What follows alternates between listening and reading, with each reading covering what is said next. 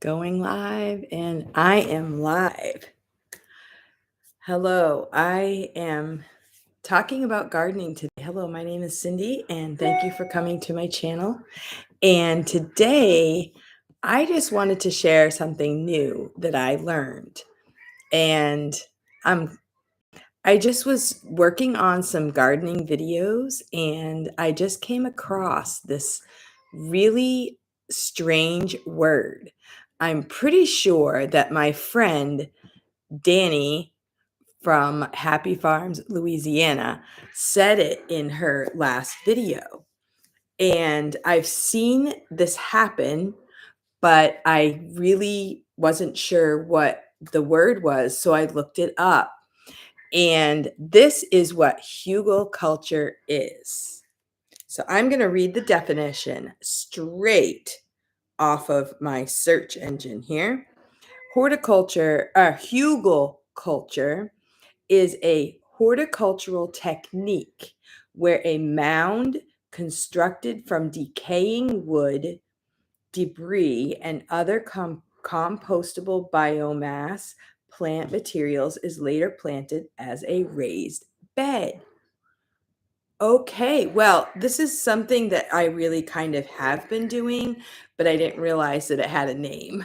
So there are different ways of doing it, and here's a picture of how it works. And what you're going to do is you can either start from the ground and add sticks and then put different types of materials in a pile, and then you build up, and then the outside layer, of course, is your soil that you're going to grow something in. Okay, so you can either make it like a mound, or I saw in some videos where some people will make, dig a hole where they want to put a garden, and then they'll put sticks and wood inside the hole, and then they will go ahead and add their products to it. Usually you want something like that will break down, that is good organic matter. If you have rabbits, chickens, something like that, you want to put that on top of your wood. Hello, Dawn. Thanks for coming. And I just wanted to share this because it was a term that I hadn't I hadn't really caught. I've watched a lot of garden videos, and I actually have been doing this. So on my potted plants, what I would do is put some sticks and other debris on the bottom. And in my mind, it was kind of a way for the water, when you water your plants, it can drain through the soil, through the sticks and everything, and then you have holes in the bottom so that you're constantly able to aerate the soil a little bit while you have your plants in a pot. And I've also seen where people make raised beds, and instead of filling that entire raised bed with soil, store-bought soil, which can get expensive. Yeah, you can see my little cat right there. She's not the friendliest cat to me. She mostly likes my kids, so she doesn't usually come by me. So if I call her, she'll run away. So you got a treat to see our little cat. This is our pandemic cat. A lot of people got dogs and animals during the pandemic. We ended up getting a cat. It was so cute. We got it as a little kitten. And so she's, let's see, a little over a year now. Let's see. Time has really kind of been crazy the last couple years, but I think we got her like in December 2020, so she's a year and a half. Anyway, back to gardening. So if you want to do a raised bed, instead of filling that entire raised bed with store-bought soil, you can go ahead and put organic matter, sticks, logs, wood, and put that as your bottom layer. And then you can put some sort of composting material, like some sort of manure. You can buy bags of manure, or you might have some friends that have animals, or I don't know. I have a friend that has some rabbits. She said that they're getting some more rabbits. I don't know if I should maybe get a couple rabbits. I don't know. I'm thinking about it. If I get rabbits, then that means we have to build a rabbit hutch. And we tried that before. It didn't work out so well, but I kind of just let the kids do it.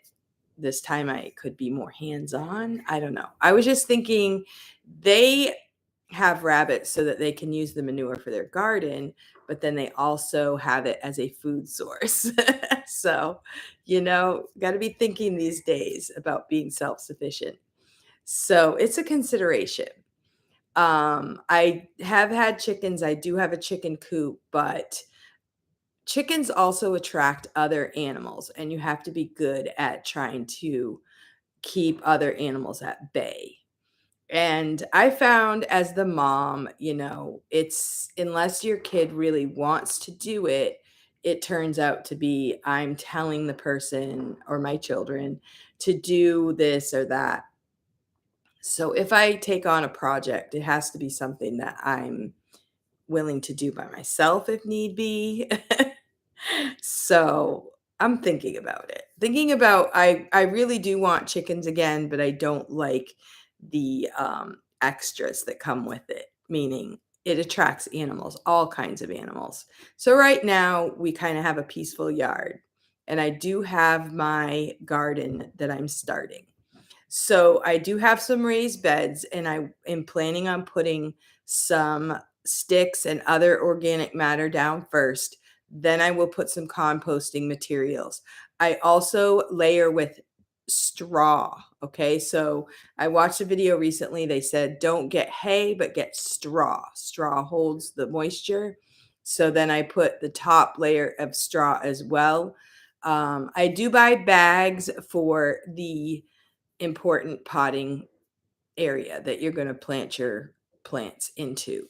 So, what I'm going to do with my raised beds right now is use a layer of the sticks. Then I'm going to use a layer of my already been used potting soil, kind of put that in there, put some leaves in there, mix it in with some organic matter. Now, the thing about the Hugelkultur and you're putting the sticks in to keep the drainage going. So from what I read, it's really good to also the wood will absorb the water, so it keeps some of the moisture in and also breaks down and releases nutrients into the soil. So while you're kind of using it to keep the space for your raised bed, you're also kind of contributing to the process of composting right inside your raised bed. So that's a really cool thing I didn't realize. You're kind of adding nutrients to the soil as you go. Now, where I live, I don't have a composting pile, but that's another topic for another day, is having your own composting pile so that you can compost your own materials and then you're not buying as much from the stores. And that's kind of my thing is if you're going to garden and you're going to go out and buy everything, you're not really self-sufficient. So, I think that the best way to garden would to be look at what you have and try to use what's already in nature in order to propagate your own little garden and your own little, ways to be self-sufficient. And the way we live in this day, well, I was a kid, we didn't really have a garden. And we had plenty of food, and that was just the way we did things. I think nowadays, with things the way they are, it's a good idea for everyone to learn to grow your own food, at least a little bit, and get yourself going on the process. You don't want to all of a sudden be put into a situation where you are desperate for food if you can actually grow some of it yourself now. The food prices are going up, and we don't know in the US, I mean, we should be able to grow our own food and be fine. Being desperate for food should not be an issue because we have, the resources. We just have to use what we have and learn from others who are doing it. Now, some people will garden because they love gardening, and I don't know if I really loved gardening until last year when I was actually successful. So my biggest tip for new gardeners is to choose a few things that you want to grow. And don't try to look at all the videos and make a huge garden and then get discouraged, because it is a lot of work. What I did last year was I bought a bunch of just baskets from the dollar store. And I did buy some heirloom seeds, which I brought the package.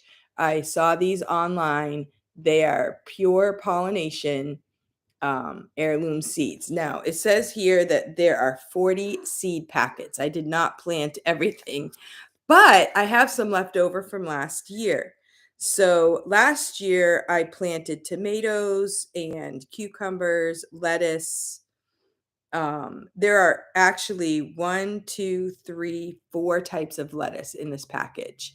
And I also planted kale last year, and I think some zucchini. So I still actually have a lot of seeds left. And I've heard people say that you can't really plant last year's seeds a year later, but I've heard other people say that it's fine. So I have some seeds that are growing right now. I have a few. Hello, Waffly. I have a few that aren't germinating, it doesn't look like. So one of the good things that you can do is that you can try to sprout your seeds before you put them in the dirt. That is something I did not do, but I might do that with some of my seeds that I still have. I still have a whole basket of seeds. So Hugelkultur, Waffly, is when you are going to put logs and sticks down underneath your garden.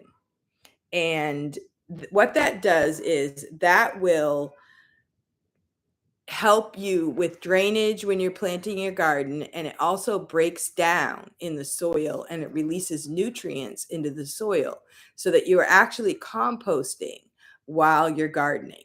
And you can use this method in your raised beds. People get a raised bed and then they're like, oh great, now I got to go buy dirt right now is almost $10 a bag if you get good gardening soil. And then you need some I usually mix mine with peat moss. It helps also with drainage.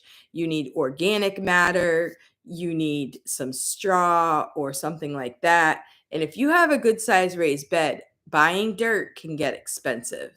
So this will help you so that you don't have to buy as much dirt. It will fill in, and it also will compost so that next year you can kind of stir it up and you can refresh your raised beds, and you have organic matter just composting right inside your either raised bed or your baskets or whatever.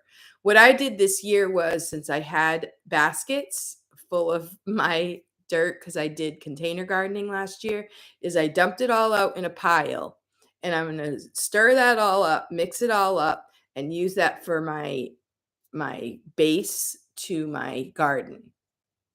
And today it is really kind of cold out. I was hoping this week would be a lot warmer, but it's actually pretty cold out. And so it's not as exciting to garden on a freezing cold day. But, getting started now is important. So right now, May is coming, and Memorial Day is usually the planting day for excited gardeners. You can plant stuff all summer long if you want, depending on the type of thing that you want to plant. But the end of May is usually when gardeners really get serious and put their plants into the ground outside and start the process. So if you have any other questions, stay tuned. Let me know in the chat if you have any questions about gardening, or if you have any comments, please let me know. Let me know if you've ever heard of this word before. I watched a lot of garden videos, and for some reason I missed this word. I saw the concept, but I missed the entire word. So I was really excited to share that with all my friends.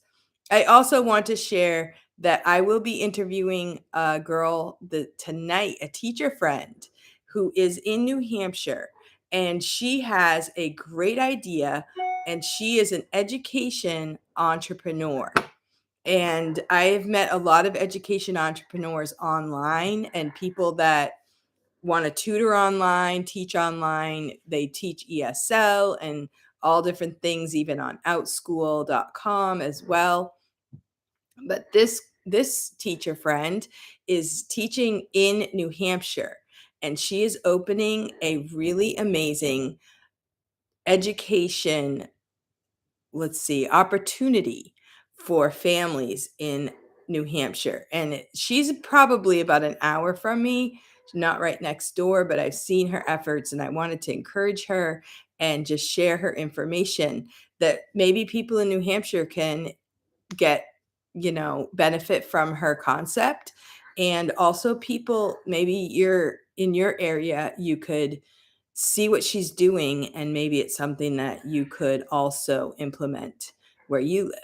So stay tuned tonight, April 28th at 8 p.m.